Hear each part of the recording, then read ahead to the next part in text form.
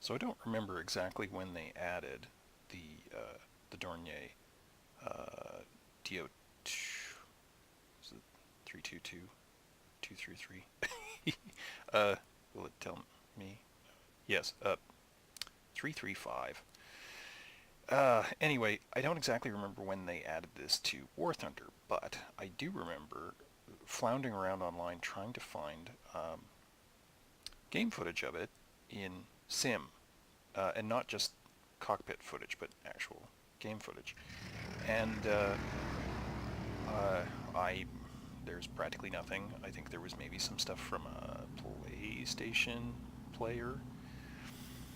Not much really. And Anyway, so I thought I would actually do a little bit of that. This is just in the test flights and just for fun. Um, but yeah, you're not going to get any riveting actual gameplay out of me on this because I blow. Anyway, it's a neat plane. The cockpit is curious, uh, strangely modern, and yet not at the same time. Um, it's forward visibility is about as bad as you expect with this kind of cockpit framing. These two armored panels at the front really cut into it. But then again, uh, you know, they worked with what they had. All right, enough of the talk. Let's take this thing up.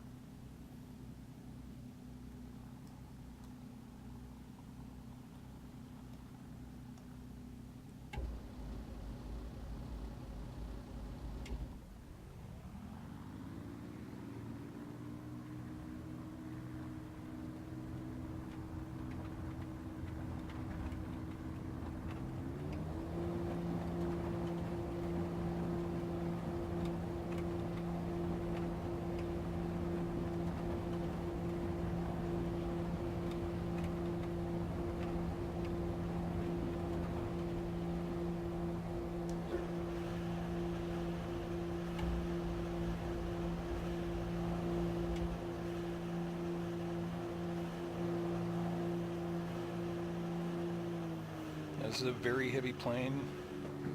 It has a long takeoff run, slow acceleration, and you need to be moving pretty fast before you take off. Initially, I remember after release, the um, the aircraft habitually busted its landing gear on takeoff because the threshold for safe deployment of the gear was just barely above the aircraft's minimum takeoff speed.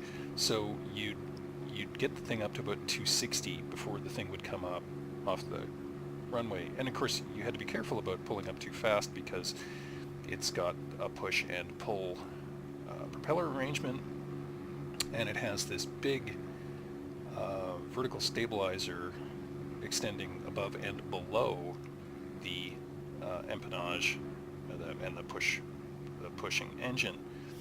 And if you pulled up too quick, you'd touch the lower vertical stabilizer, and you'd damage that too. And yeah, after a couple of complaints, they did patch that, which of course they just changed a couple numbers. Anyway, but it's an interesting plane.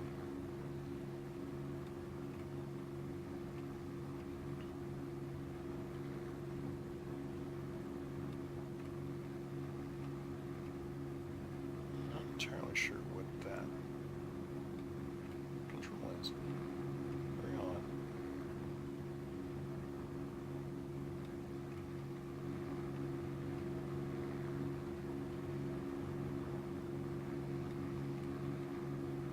Since this one has been introduced, and this is the premium late model version, I think there were maybe one or two of these prototypes built for this specific type.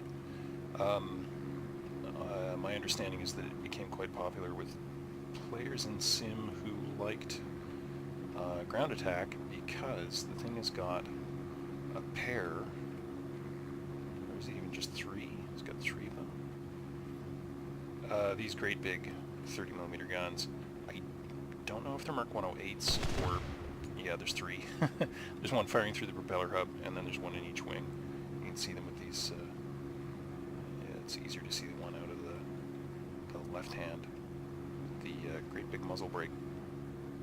Anyway, those guns, you can get high velocity armor piercing shells with them, so they're pretty good tank crackers. It also has, I believe, a pair of 20mm guns. I think they're 20s, just over the engine, forward engine deck. So there you go. Yeah, those are 20s. Which I believe I have. I think I've got aircraft belts in all of them, which means I don't have. Well, yeah, roll rate is actually remarkably good in this. It's a little sloppy on the recovery, but yeah, roll rate is awfully good. Turn rate, of course, is not quite as good as you'd well, it's about as shit as you'd expect in an aircraft this heavy, and it is bleeding. It bleeds a lot of speed. It does have pretty good energy retention, again because of its weight, and it has good dive acceleration, again because of its weight. We'll see how well we can get it to get over.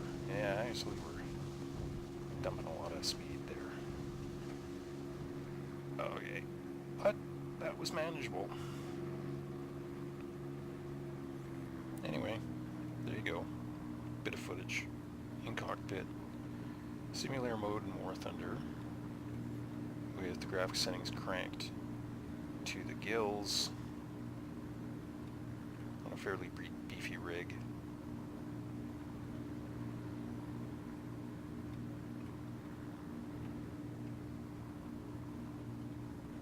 Recorded and uploaded into the massive mess that is user-generated content on the internet.